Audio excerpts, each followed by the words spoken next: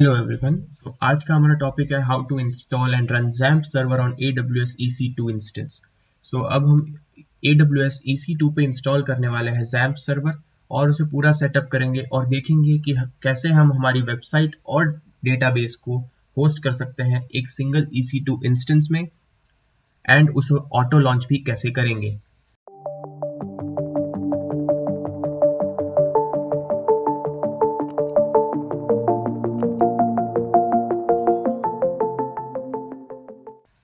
सबसे पहले हमारा फर्स्ट स्टेप होने वाला है कि हमें एक EC2 इंस्टेंस क्रिएट करना है और उसे लॉन्च करना है।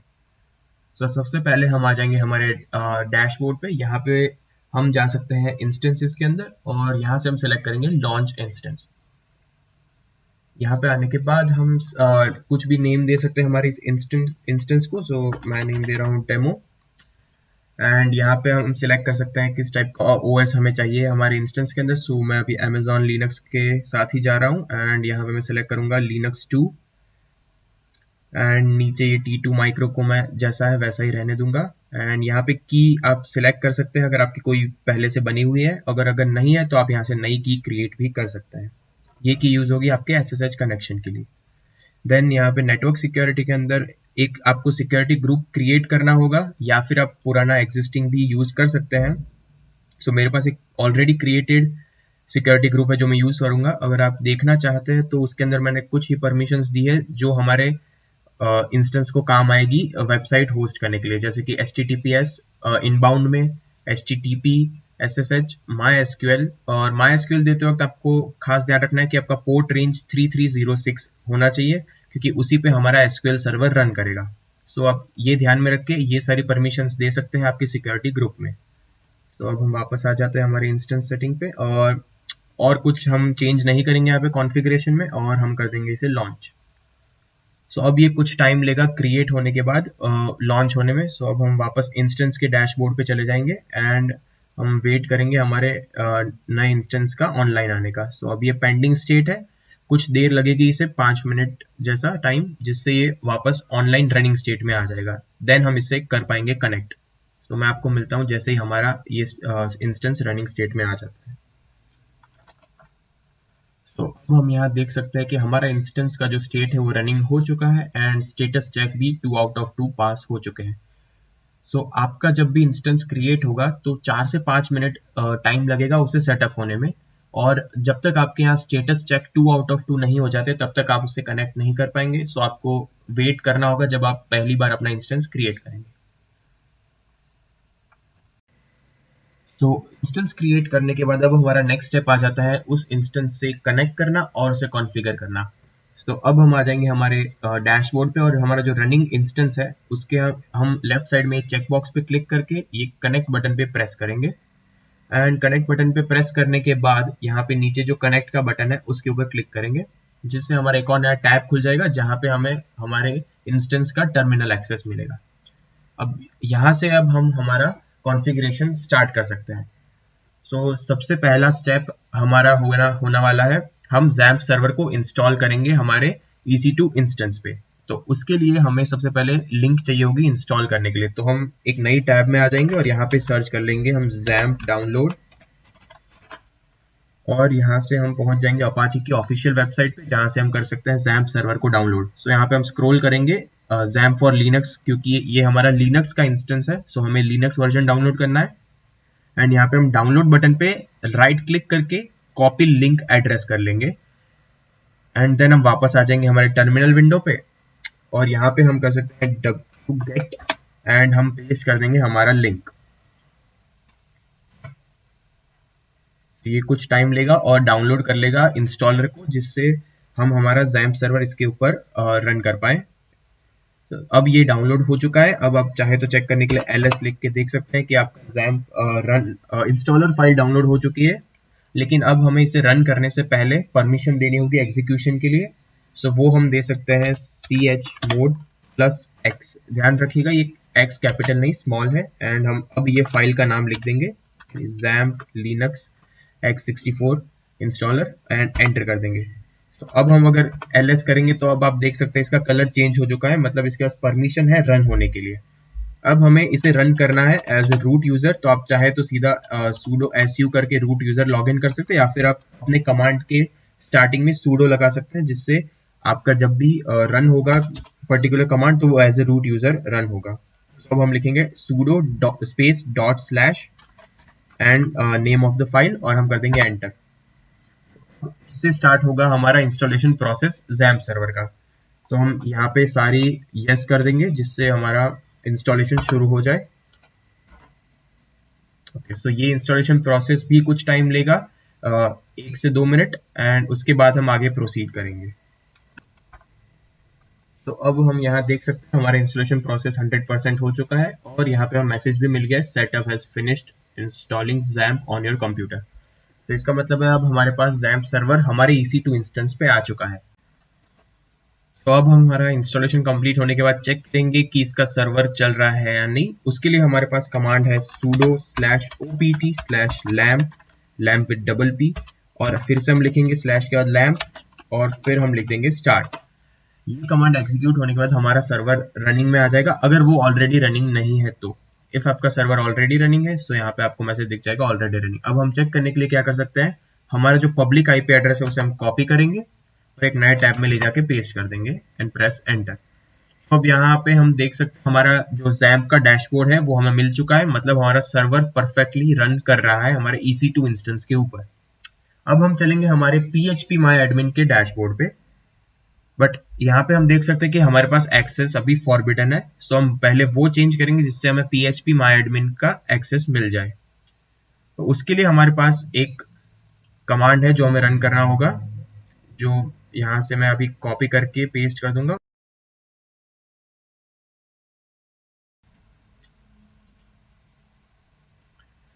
ये कमांड रन करने के बाद आप आ जाएंगे एक फाइल के अंदर जिसे आपको एडिट करना होगा विम के अंदर। आप एरो की यूज करके यहाँ पे मूव कर सकते हैं, माउस कर्सर से क्लिक करने के बाद आप डायरेक्टली मूव नहीं कर पाएंगे। तो हम यहाँ पे नीचे आके डायरेक्टरी ओपीटी के अंदर ये वाला जो पार्ट है उसके अंदर यहाँ पे जो रिक्वायर लोकल लिखा है उसे हम कर देंगे रिक्वायर ऑल ग्रांटेड, जिससे ये हर जगह सबको एक्सेस देगा। सो हमने यहाँ पे लिख दिया है लोकल के बजाय रिक्वायर ऑल ग्रांटेड। अब हम करेंगे escape :WQ then exclamation mark, जिससे हम इसे कर देंगे सेव। ध्यान रहे जब भी आप कमांड एग्जीक्यूट करें तो आप रूट यूजर होने चाहिए या फिर आपके कमांड के पहले स्टार्टिंग में sudo लगाना पड़ेगा, वरना ये फाइल आप एडिट नहीं कर पाएंगे। अगर अब हम करें फिर से तो हमें सबसे पहले हमारा सर्वर जो है उसे बंद करना होगा। सो हम हमारा जो सेम कमांड था sudo opt lamp स्टॉप करेंगे। स्टॉप करने से हमारा सर्वर स्टॉप हो जाएगा एंड देन हम यही सेम कमांड को रन करेंगे, बट आगे हम लिख देंगे स्टार्ट, जिससे हमारा सर्वर फिर से स्टार्ट हो जाएगा। अगर अब हम आते हैं इस पेज को और रिफ्रेश करें इस पेज को, तो यहाँ पे हम देख सकते हैं हमारे PHP My Admin का एक्सेस मिल चुका है। सो अब हमारे पास हमारा सर्वर सेटअप हो चुका है, हमारा डेटाबेस के लिए हमारे पास PHP My Admin का एक्सेस आ चुका है। अब हम करेंगे हमारा डेटाबेस सेटअप और फिर हम हमारा एक वेब पेज भी सेटअप करेंगे और उन दोनों के बीच कनेक्शन है नहीं वो भी देखेंगे। तो अब हम आ चुके हैं हमारे PHP My Admin के डैशबोर्ड पे। अब यहाँ पे हम क्रिएट करेंगे हमारा डेटाबेस जो हमारे वेब पेज पे लिंक रहेगा और यहाँ से हमारा डेटा लेके हम हमारे वेब पेज पे शो करेंगे। तो सबसे पहले हम क्रिएट कर लेते हैं एक डेटाबेस। तो डेटाबेस क्रिएट करने के लिए हम न्यू पे क्लिक कर सकते हैं और यहाँ से हम नाम देंगे इस डेटाबेस को। तो यहाँ पे मैं डेमो नाम दे देता हूँ इस डेटाबेस को एंड कर दूंगा क्रिएट। क्रिएट करने के बाद हमें डेटाबेस के अंदर एक टेबल बनाना होगा। सो टेबल को हम कुछ भी नाम दे सकते हैं सेम। तो मैं यहाँ पे रीजन्स नाम दे रहा हूँ एंड रीजन नाम दे रहा हूँ एंड हम इसमें कितने कॉलम्स चाहते हैं, तो मैंने 3 कॉलम्स अभी फिलहाल के लिए रख दिए हैं। तो अब हम यहाँ पे कॉलम्स को नाम देंगे और उनका डेटा टाइप सिलेक्ट करेंगे। सो सबसे पहले होगा आईडी, सो RID रीजन आईडी, और मैं उसे प्राइमरी की सेट करना चाहता हूँ। सो मैंने ऑटो इंक्रीमेंट पे सेट कर दिया उसे। अब आर नेम सेकेंड कॉलम जो कि होगा हमारे रीजन का नाम, वो होगा टेक्स्ट। सो मैं ले लूंगा इसे varchar 30 एंड हमारा थर्ड कॉलम एक होगा इज डिलीटेड जो कि एक होगा बूलियन एंड इसका मैं एक डिफॉल्ट वैल्यू भी देना चाहूंगा जो बाय डिफॉल्ट होगा फॉल्स। अब हम इसे कर देंगे सेव, जिससे हमारा एक टेबल क्रिएट हो जाएगा हमारे नए डेमो नाम के डेटाबेस के अंदर और जिसके अंदर 3 कॉलम्स है RID, R name, is deleted. अब इसके अंदर हम चाहे तो कुछ रिकॉर्ड्स भी इंसर्ट कर सकते हैं यहीं से, तो हम पहले वो कर लेते हैं। तो सबसे पहले मैं एक न्यूयॉर्क रीजन इंसर्ट करना चाहता हूँ डेटाबेस में, हम आर आई डी को खाली छोड़ेंगे क्योंकि वो हमने पहले से प्राइमरी की डिफाइन कर दी है और वो अपने आप इसकी वैल्यू ऑटो इंक्रीमेंट करके लेता रहेगा। इस डिलीटेड हमने बूलियन सेट किया है जो कि फॉल्स था बाय डिफॉल्ट, सो यहाँ पे हमें 0 दिख रहा है, अगर वो ट्रू होता तो यहाँ पे 1 आ जाता है। अब हम करेंगे गो, जिससे हमारा फर्स्ट रिकॉर्ड इंसर्ट हो गया है। हम एक और रिकॉर्ड इंसर्ट कर लेते हैं, वापस इंसर्ट में चलेंगे, यहाँ पे हम लिख देते हैं एक और नाम एंड इसे कर देंगे गो। तो ये भी इंसर्ट हो चुका है। अब हम चेक करने के लिए ब्राउज के अंदर आ सकते हैं। ब्राउज के अंदर हमें हमारे टेबल के सारे रिकॉर्ड्स दिख जाएंगे। सो हमारा पहला record New York, second record Mumbai हमें मिल चुका है। अब हम आ चुके हैं हमारे EC2 इंस्टेंस के ऊपर। यहाँ से अब हम हमारा वेब पेज कॉन्फ़िगर करेंगे। तो जब भी आप XAMPP सर्वर पे अपना वेबसाइट होस्ट करना चाहते हैं तो हमारे पास एक फोल्डर होता है XAMPP सर्वर में htdocs नाम से। हमें उसी फोल्डर के अंदर हमारी सारी HTML, जावास्क्रिप्ट, CSS फाइल्स रखनी है, जिससे कि XAMPP सर्वर उसे होस्ट कर पाए। तो सबसे पहले हम उस फोल्डर के अंदर चलेंगे, तो हम करेंगे cd/opt/lamp/htdocs। ध्यान रखिए यही नाम है इस फोल्डर का, htdocs। अब हम इस फोल्डर के अंदर आ जाएंगे। यहाँ पे अब हम हमारी सारी जो वेबसाइट के रिलेटेड फाइल्स है वो हम यहाँ पे ला सकते हैं। तो अगर आपके पास कोई गिटहब रिपोजिटरी है तो आप यहीं पे इसे क्लोन कर सकते हैं। फिलहाल मेरे पास फाइल है नहीं गिटहब पे, सो मैं उसे करूंगा एक नई फाइल क्रिएट। सो उसके लिए मैं कर दूंगा sudo vi और फाइल का नाम index.php। मैं यहाँ पे php इसीलिए यूज कर रहा हूँ क्योंकि हमें सर्वर से डेटा रिट्रीव करके डिस्प्ले करना है। सो उसके लिए मैं यूज करूंगा php। मैंने क्या एंटर, यहाँ पे php यूज करने के कारण हमारा कुछ प्री फिल डेटा है, बट मैं ये सारा कर दूंगा डिलीट।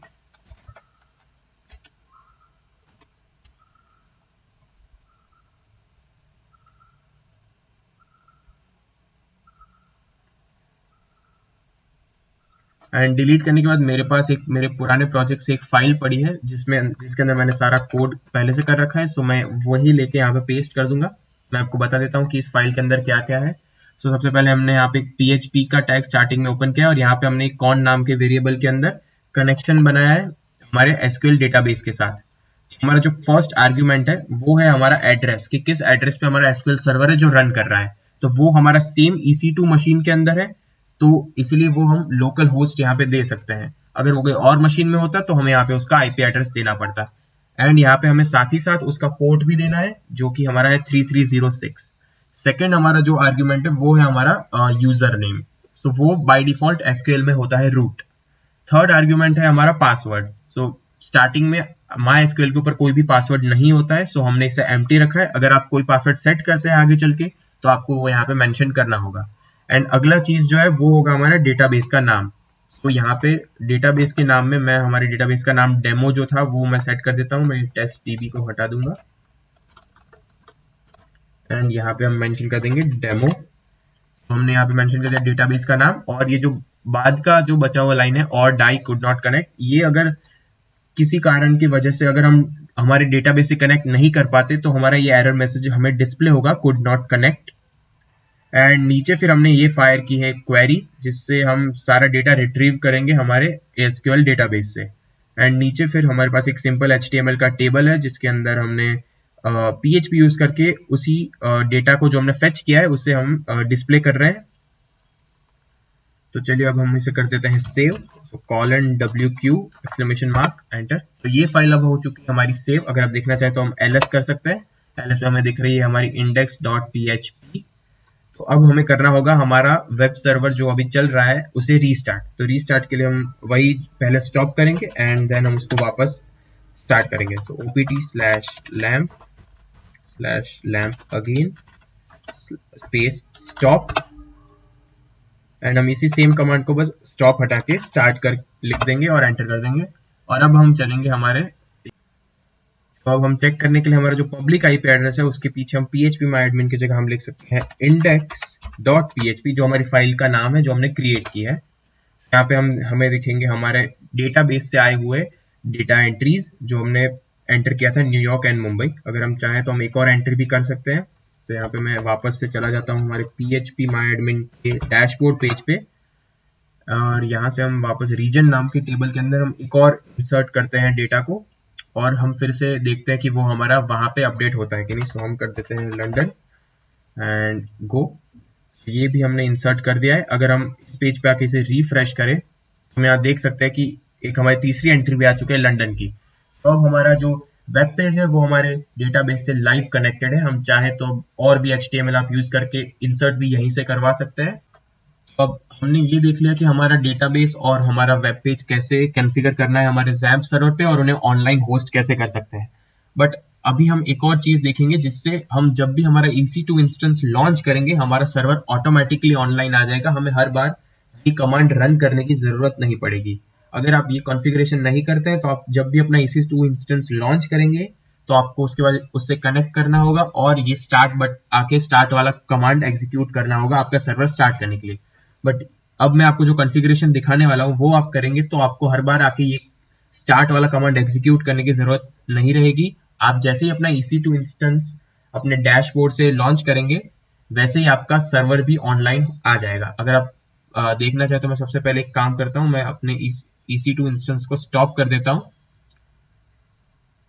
एंड ये स्टॉप होने के लिए भी कुछ टाइम लेगा और फिर अब मैं जैसे ये स्टॉप होगा मैं इसे फिर से स्टार्ट करूंगा और मैं आपको दिखाऊंगा कि अगर आपने ये रीस्टार्ट कर दिया अपना EC2 इंस्टेंस तो आपका जो एग्जाम सर्वर है वो बंद हो जाता है। तो आप उसे वापस स्टार्ट करने के लिए जो उसका प्रोसीजर है हम वो देखेंगे। तो हम यहाँ देख सकते हैं हमारा जो EC2 इंस्टेंस था वो स्टॉप हो चुका है। अब हम इसे फिर से स्टार्ट करेंगे एंड जैसे ही वापस रनिंग स्टेट में आ जाता है मैं आपको दिखाऊंगा ये वाला पेज। अगर हम रिफ्रेश करेंगे तो ये नहीं चल रहा होगा। अभी तो हमारा जो EC2 इंस्टेंस है वही डाउन है सो हम यहाँ पे नहीं एक्सेस कर पाएंगे।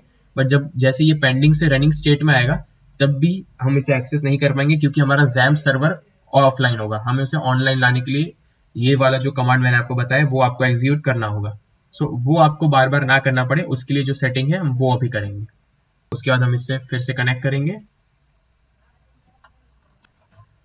तो अब यहाँ पे हमारे 2 आउट ऑफ 2 दोनों स्टेटस चेक्स पास हो चुके हैं। अब हम इसे करेंगे कनेक्ट। तो मैं अब इससे कनेक्ट करने के लिए एक और विंडो ओपन कर लेता हूँ। तो ये कनेक्ट हो रहा है तब तक मैं आपको इसे रिफ्रेश करके दिखा सकता हूँ। ये जो हमारा पब्लिक IP एड्रेस था